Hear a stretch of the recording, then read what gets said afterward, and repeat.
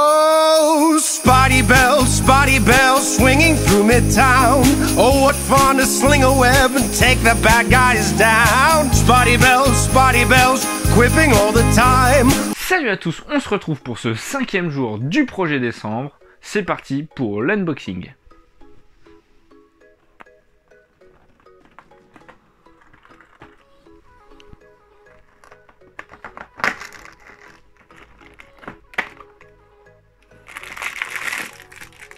Et c'est un joli Spider-Man.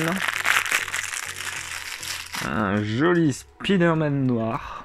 Créé par Stan Lee et Steve Ditko, Spider-Man apparaît en 1962 dans Amazing Fantasy numéro 15. Et quelques années plus tard, en 1969, dans Fantasque numéro 4 en France. Spider-Man, avant d'être Spider-Man, c'est Peter Parker. Peter Parker, c'est un jeune lycéen de New York qui vit chez ses grands-parents Ben et May Parker. C'est un lycéen qui, en plus de ça, a des problèmes d'argent. Il n'arrive pas forcément à draguer comme il a envie. Il est plutôt beau, mais intelligent. Et comme il est intelligent, les grosses brutes qui font du sport ne l'aiment pas et en font leur tête de turc. Et bien évidemment, Peter Parker va se faire mordre par une araignée radioactive. Mais il ne sera pas encore Spider-Man, même s'il acquérera ses pouvoirs. Notamment s'agripper au mur, sur n'importe quelle surface avec ses mains, ses pieds. Il a des lance-toiles qui ne sortent pas de ses bras. C'est des lance-toiles qu'il a fabriqué lui-même parce qu'il est très intelligent. C'est quelqu'un qui a beaucoup de connaissances en sciences. Il essaye de bosser au maximum. Il deviendra par la suite photographe parce qu'il est en manque de fric. C'est un mec qui est paumé. Niveau thune, il est toujours en galère. Et il deviendra réellement Spider-Man avec la phrase qu'on connaît tous, un grand pouvoir implique de grandes responsabilités, que son oncle Ben lui avait donné juste avant de mourir. Et quand son oncle Ben mourra, il décidera de servir la justice et de devenir un vrai héros.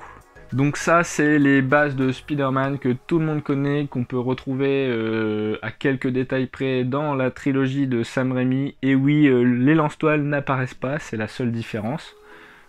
Sinon, c'est assez fidèle. Donc là, vous l'avez vu, j'essaye d'être concis sur les origines de Spider-Man et on va arriver sur comment Spider-Man aura sa première tenue noire de Spider-Man noir avec le symbiote. C'est parti. C'est donc dans The Amazing Spider-Man 252, bien après les origines de Spider-Man, que Spider-Man aura le droit à sa première apparition avec le costume noir du symbiote. Roger Stern et Tom DeFalco dans le numéro de The Amazing Spider-Man 252 feront apparaître pour la première fois Spider-Man noir avec le symbiote. Les premières apparitions de l'homme araignée en noir grâce au symbiote en France sera en 1985 dans Nova 86 et dans Strange 196. Pour la petite histoire, Spider-Man noir ça a été créé par un fan suite à un concours que Marvel avait fait pour créer un nouveau costume au tisseur. Et par la suite, Marvel Comics a décidé donc de racheter le dessin, le design aux fans qui avaient créé ça pour 220 $, la bonne affaire. Le dessin original a bien évidemment été modifié par Mike Zeck pour devenir par la suite Venom.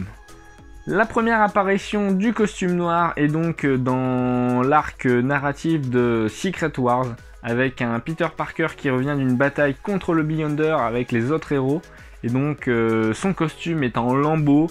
Il en parle donc à ses collaborateurs et associés super-héros. Ces super-héros lui disent « Écoute, là-bas, il y a une machine. Dans cette machine, tu pourras te recréer un costume en entier sans problème. Vas-y. » Donc Peter Parker fonce, sauf qu'il se trompe de machine et découvre le symbiote. Ce costume noir est donc une révolution car il apporte une force décuplée à Peter Parker. Le costume de symbiote a un plus par rapport au costume classique, c'est qu'il s'enlève sans effort, il se met sans effort, il permet de changer d'identité, il permet d'avoir plusieurs formes, de changer de forme, il permet d'avoir un stock illimité de toiles pour Peter, mais aussi lui permet de décupler ses forces. En plus de ça, le symbiote se permet d'accaparer les pouvoirs de son porteur, en plus de les décupler, ce qui est juste un gros problème qui, on le verra par la suite, créera Venom. Pour découvrir les premières aventures de Spider-Man et de Peter Parker, je vous invite bien évidemment à lire les premières aventures de Spider-Man dans les premiers intégrales de Panini à 35 €. Et pour découvrir la première aventure de Spider-Man noir ainsi que son mariage avec Mary Jane, je vous invite à lire les décennies Marvel des années 80, l'univers Marvel évolue.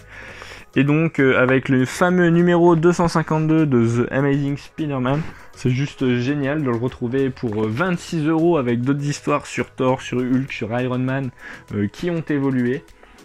Et pour approfondir votre connaissance sur le tisseur en costume du symbiote, je vous invite bien évidemment à lire La Dernière Chasse de Kraven chez Panini pour une vingtaine d'euros, ce qui est une aventure où Spider-Man va affronter Kraven, et je vous invite réellement à lire ces comics qui sont juste des pépites qui sont géniales.